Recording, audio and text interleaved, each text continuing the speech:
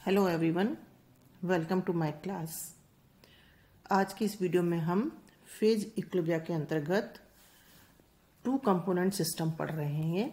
हमने one component system का लिए water system, carbon dioxide system and sulphur system तीनों पढ़ लिया है।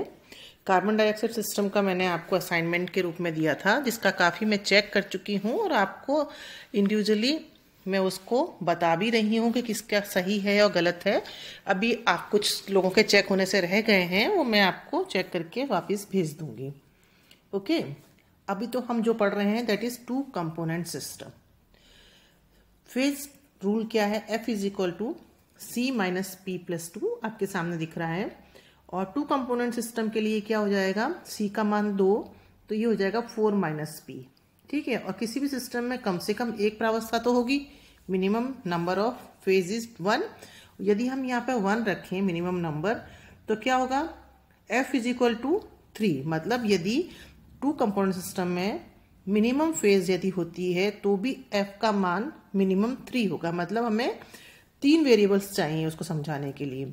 और ग्राफ के द्वारा प्रदर्शित करने के लिए हमें क्या होगा? इसका मतलब 3 डायमेंशनल डायग्राम बनाना पड़ेगा, जो कि पेंसिल पेपर वर्क के लिए पॉसिबल नहीं है। तो इसमें हम क्या करते हैं, तो इस टू कंपोनेंट सिस्टम का अध्ययन करने के लिए, पढ़ने के लिए हम क्या करते हैं, 3 वेरिएबल्स में से किन्हीं 2 वेरिएबल को चुन लेते हैं और एक वेरिएबल को कांस्टेंट कर देते हैं। और उसके उस तरीके से इसको करके हम इसका टू कंपोनेंट सिस्टम को समझाते हैं। टू कंपोनेंट सिस्टम जो है वह सामान्यतः निम्न प्रकार के उसके अंदर इक्विलिब्रियम्स होते हैं। फर्स्ट इज द्रव द्रव साम्य, दूसरा द्रव वाष्प साम्य, तीसरा ठोस द्रव इक्विलिब्रियम, चौथा ठोस गैस इक्विलिब्रियम। ठीक है, अब इसके अंदर ना 2 तरह के इक्विलिब्रियम होते हैं। पहला जो है, जो पहला टाइप का इक्विलिब्रियम है, उसमें दोनों कंपोनेंट्स द्रव अवस्था में, लिक्विड स्टेट में तो एक दूसरे में पूरी रूप से घुलनशील होते हैं, मिजिबल है। परंतु जब उसको हम ठंडा करते हैं तो दोनों कंपोनेंट अपनी मूल अवस्था में एक ठोस मिश्रण के रूप में पृथक हो जाते हैं। ऐसे मिश्रण को हम गलन क्रांतिक मिश्रण कहते हैं, यूटेक्टिक मिक्सचर कहते हैं। मतलब जो टू कंपोनेंट सिस्टम है उनके दोनों घटक द्रव अवस्था में एक दूसरे में पूरे रूप से घुलनशील है, मिजिबल है, और ठंडा करने पर दोनों अपनी मूल अवस्था में एक ठोस मिश्रण के रूप में पृथक हो जाते हैं। इस तरीके के सिस्टम को हम इस तरह के मिश्रण को हम सरल गलन क्रांतिक मिश्रण कहते हैं, यूटेक्टिक मिक्सचर कहते हैं। और ये एग्जाम्पल्स हैं लेड सिल्वर, बिस्मथ कैडमियम तथा पोटेशियम आयोडाइड जल तंत्र। इस तरीके के इक्विलिब्रियम के एग्जाम्पल्स हैं। सेकेंड टाइप ऑफ इक्विलिब्रियम जो टू कंपोनेंट सिस्टम का है, उसमें क्या है, कंपोनेंट्स जो हैं वो आपस में केमिकल रिएक्शंस बनाकर कर डिफरेंट एक या एक से अधिक यौगिक बनाते हैं। उसके डिफरेंट एग्जाम्पल्स हैं जल जो है वाटर ऑफ हाइड्रेशन के साथ में Fe2Cl2 0.12H2O and Na2SO4 0.10H2O का बनना। ठीक है, ये एग्जाम्पल्स हैं। अब इसके अंदर जो हमने भी आपसे कहा कि हम टू कंपोनेंट सिस्टम के अंदर एक वेरिएबल को कांस्टेंट करते हैं और 2 वेरिएबल्स को आप लेकर हम उसका ग्राफ बनाते हैं। तो इसको हम क्या कहेंगे? इसका जो प्रावस्था नियम जो है हमारा F plus P is equal to C plus 1 हो जाएगा। ठीक है, इसको हम कहते हैं रिड्यूस्ड फेज इक्वेशन। इसको हम कहते हैं रिड्यूस्ड फेज इक्वेशन, क्योंकि हमने सभी जो ऑब्जर्वेशन है वो क्या किया, स्थिर दाब पर हम यदि कर रहे हैं। माना कि हमने प्रेशर को कांस्टेंट लिया, तो सारे जो ऑब्जर्वेशन है हम किस पे कर रहे हैं? स्थिर दाब पर कर रहे हैं। तो एक हमारा वेरिएबल स्थिर हो गया और स्वतंत्रता की कोटि का मान कम हो गया 1। तो हमारी जो इक्वेशन है फेज इक्वेशन वो F plus P is equal to C plus 2 की जगह C प्लस 1 हो जाती है, जिसको हम रिड्यूस्ड फेज इक्वेशन कहते हैं, समानित प्रावस्था नियम समीकरण कहते हैं। मतलब जब हम टू कंपोनेंट सिस्टम अभी जो करेंगे आगे 2 टाइप्स में से जिस भी टाइप का करेंगे, उसके लिए हमें जो फेज इक्वेशन लगानी है वो क्या लगानी है? F plus P is equal to C plus 1। ठीक है, अब सबसे पहले हम पढ़ रहे हैं सरल गलन क्रांतिक मिश्रण बनाने वाला निकाय, सिंपल यूटेक्टिक सिस्टम है लेड सिल्वर सिस्टम। ठीक है, इसका जो डायग्राम है वो आप देखें, आपके सामने दिया गया है। इसी को मैं पूरे को समझा रही हूँ। इसमें राइटिंग में आपको PDF में शेयर कर चुकी हूँ। अभी मैंने आपका वीडियो बनाने से पहले उसको शेयर किया है। अब आपको वीडियो जब मैं सुन रहे हैं तो उस PDF को भी आप अपना खोल सकते हैं या किताब से भी देख सकते हैं। तो लेड और सिल्वर सिस्टम क्या, ये डायग्राम है जिसमें हमने प्रेशर को कांस्टेंट किया, इस पे कंपोजिशन है और यहाँ पे टेम्परेचर है, ठीक है। और ये इस तरीके का कर्व आपको मिलता है। तो अब वापस अगेन हमें किस तरीके से समझाना है फेज डायग्राम को, जैसे हमने वन कंपोनेंट को समझाया है, डिफरेंट कर्व्स को, डिफरेंट एरियाज को हमें एक्सप्लेन करना है। तो सबसे पहला क्या है, कर्व AC जो आपके सामने दिख रहा है, दैट इज कर्व AC, ठीक है। यह क्या है, इसमें आप देखें कि 327 डिग्री सेल्सियस पर क्या होता है, शुद्ध लेड जो है वह पिघलता है और इसमें सिल्वर मिलाने से इसका गलनांक धीरे धीरे कम होता है, जो कि कर्व AC के अकॉर्डिंग होता है। इसको हम कैसे रिप्रेजेंट कर रहे हैं, कर्व AC के द्वारा रिप्रेजेंट कर रहे हैं। और इसको हम, इस कर्व को हम लेड का हिमांक वक्र, that is freezing point curve of lead कहते हैं। और बिंदु C पर जब यह पहुंचता है तो इसमें 2.6% सिल्वर हो जाती है और गलनांक इसका न्यूनतम 303 डिग्री सेल्सियस हो जाता है, जो कि आपके सामने दिखाई दे रहा है। अब हम कर्व BC की बात करें, इस कर्व की हम बात करते हैं, कर्व BC, ठीक है। ये कर्व क्या है, इसको हम freezing point curve of silver कहते हैं। हिमांक वक्र है सिल्वर का और इसका गलनांक क्या है, सिल्वर का गलनांक B बिंदु पर दिखा रहा है 961 डिग्री सेल्सियस। और इसमें जैसे जैसे हम लेड मिलाते हैं वैसे वैसे इसका गलनांक कम हो जाएगा कर्व BC के अकॉर्डिंग। और C बिंदु पर जब उसमें 2.6% सिल्वर रह जाएगा तो उसका गलनांक 303 डिग्री सेल्सियस हो जाता है, ठीक है। दोनों ही कर्व्स के लिए क्या है, F is equal to C minus P plus 1। C क्या है, 2 कंपोनेंट है, P क्या है, इसके अंदर प्रावस्थाएं, 2 प्रावस्थाएं, क्योंकि ठोस सिल्वर तथा विलयन इसमें रिप्रेजेंट कर रहा है। एक तरफ है हमारा ठोस सिल्वर और एक तरफ है हमारा लिक्विड।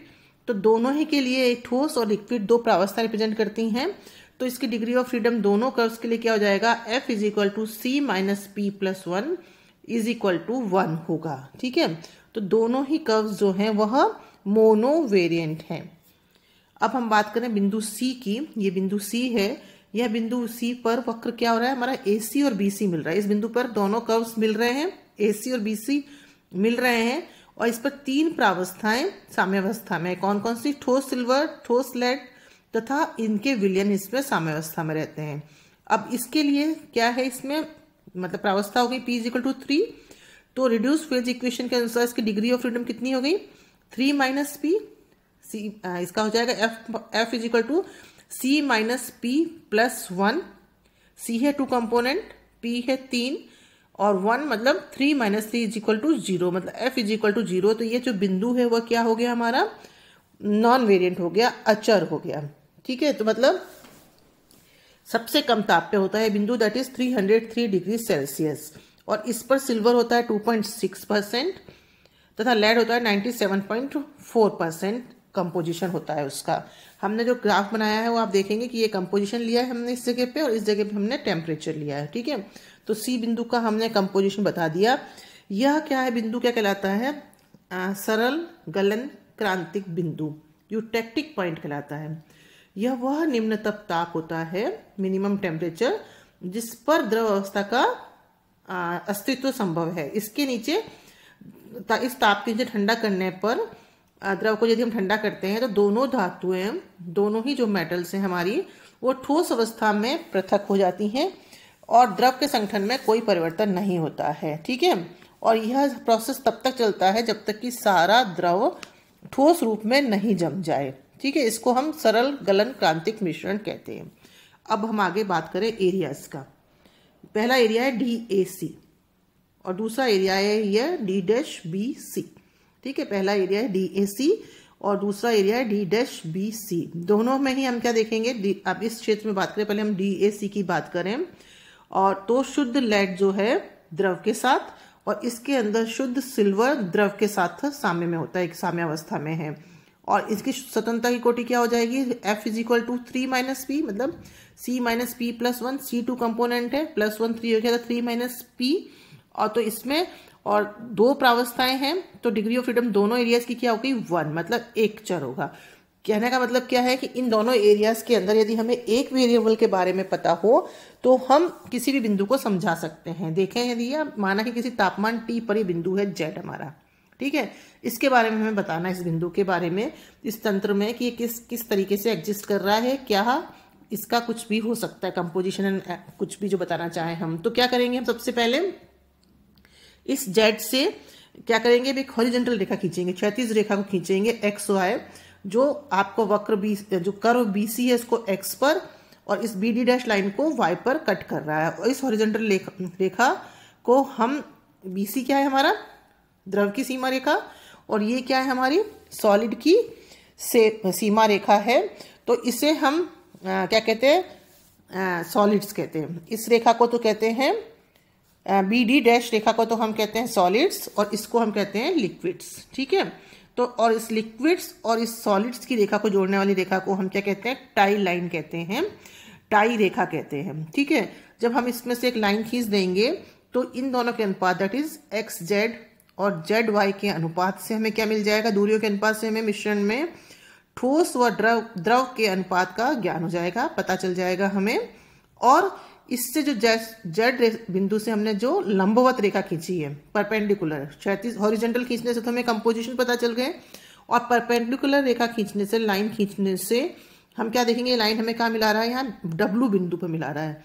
तो इससे क्या हो जाएगा, हमें मिश्रण के संगठन का भी हमें ज्ञान हो जाएगा, पता चल जाएगा। तो हम इस टाई लाइन से इस बिंदु के कंपोजिशन के बारे, इस बिंदु से हम मिश्रण के कंपोजिशन के बारे में भी पता लगा सकते हैं, ठीक है ना। मतलब एक ही हमें चाहिए टेम्परेचर का मान, जैसे हमने बताया इस T डिग्री सेल्सियस पर ये बिंदु है, तो क्या हुआ, एक वेरिएबल के बारे में हमें पता होना चाहिए, जिससे कि हम सिस्टम के अंदर प्रेजेंट किसी भी बिंदु को समझा सकते हैं। अब अगला है हमारा ABC, दैट इज ये के ऊपर का एरिया, ABC के ऊपर का एरिया। ये जो ना ऊपर के एरिया में क्या है, एक समांग विलयन है जो कि द्रव के रूप में होता है। तो इसमें तंत्र की प्रावस्था कितनी होगी सिस्टम में, एक फेज है, और डिग्री ऑफ फ्रीडम क्या हो गया इसके लिए, F = 3 - P, एक डिग्री फेज है तो 3 - 1 तो 2, मतलब डिग्री ऑफ फ्रीडम 2। तो इस एरिया में किसी भी बिंदु को समझाने के लिए हमें दो वेरिएबल्स की जगह जानना जरूरी होगा। अब तीसरा है इस लाइन DD' से नीचे का एरिया, ठीक है। ये क्या है, गलन क्रांतिक बिंदु जो हमारा है eutectic point, that is C से नीचे का एरिया है। तो इसमें द्रव प्रावस्था बिल्कुल नहीं होती है, ठोस प्रावस्था ही होती है। और ठोस प्रावस्था मतलब ये ठोस लेड प्लस ठोस मिश्रण लेड और सिल्वर का, यहाँ ठोस सिल्वर प्लस ठोस मिश्रण लेड एंड सिल्वर का। तो दोनों ही ठोस प्रावस्थाएं परंतु मिश्रणीय नहीं है, तो दो प्रावस्थाएं हो गई। और डिग्री ऑफ फ्रीडम क्या होगा, 3 - P, 3 - P इज 2, तो 3 - 2 = 1, मतलब डिग्री ऑफ फ्रीडम इन दोनों एरियाज की क्या हो गई है, 1 मोनो वेरिएंट हो गया है, ठीक है। तो ये हमने पूरा आपको इस कर्व के बारे में बताया, समझाया है। अब हम ये बताना चाहेंगे कि लेड सिल्वर जो हमारा सिस्टम का जो हमने कर्व बनाया, फेज डायग्राम बनाया है, इसकी सबसे ज्यादा इंपॉर्टेंस क्या है, वो इंपॉर्टेंस है डीसिल्वराइजेशन ऑफ लेड। लेड का विरजतीकरण हम इस पैटिंसन प्रोसेस के द्वारा कर सकते हैं। कैसे, कि माना कि कोई लेड का हमारे पास में सैंपल है जिसमें 0.1% या उससे भी कम सिल्वर की मात्रा है। लेड का कोई सैंपल जिसमें सिल्वर है 0.1%। सबसे पहले हम क्या कर देंगे, इसको गलनांक से थोड़ा ऊपर तक गर्म करके, द्रवित करके इसको बिंदु A तक लेके जाएंगे। अब हम इसका क्या करेंगे, शीतलन करेंगे। A किसके उसमें A से B बिंदु तक आ जाएगा शीतलन में। B बिंदु से आने के बाद में यह क्या होगा, इसका ठंडा हम इसको B और C के अकॉर्डिंग करते हैं। तो जब ये इसका हमने पहले क्या किया, सैंपल को हमने A तक उसको लेके चले गए, हम उसको उच्च ताप तक हमने गर्म किया उसको, और द्रवावस्था में परिवर्तित करके A तक ले गए। फिर उसका हमने शीतलन किया, हम B बिंदु तक लेके आए उसको, और उसके बाद उसका शीतलन BC के अकॉर्डिंग हम करते हैं, ठीक है। इस कर्व पे AC कर्व पे आ जाता है। और जब B बिंदु पे आ जाता है तो क्या होता है, ये यहाँ जब भी हम BC के अकॉर्डिंग इसको हम ठंडा करते हैं तो ठोस लेड ना अलग होना शुरू हो जाता है उस सैंपल में से, और सिल्वर की मात्रा बढ़ती जाती है। और जब बिंदु C पर आता है वह, तो इसमें क्या होता है, शुद्ध लेड तो पृथक हो चुका होता है और इसमें सिल्वर की मात्रा इसी सैंपल में जिसमें 0.1% सिल्वर है, सी बिंदु तक आते आते सिल्वर की मात्रा 2.6% तक बढ़ जाती है। तो क्या हो गया, स्टार्टिंग में जो हमारा सैंपल था जिसमें 0.1% सिल्वर थी, जब हमने इस प्रोसेस से उसको ठंडा किया तो उसमें सिल्वर की मात्रा 2.6% तक बढ़ जाती है। इसको हम कहते हैं लेड का विरजतीकरण या डीसिल्वराइजेशन ऑफ लेड कहते हैं। That's all for today. जितना भी मैंने बोला है उसको आप किताब से देख के या इसको सुनकर या पीडीएफ के नोट्स को देखकर सामने रख के उसको आप अपने तरीके से लिखें और फिर उसको आप अच्छी तरह से पढ़ें। That's all. Thank you so much.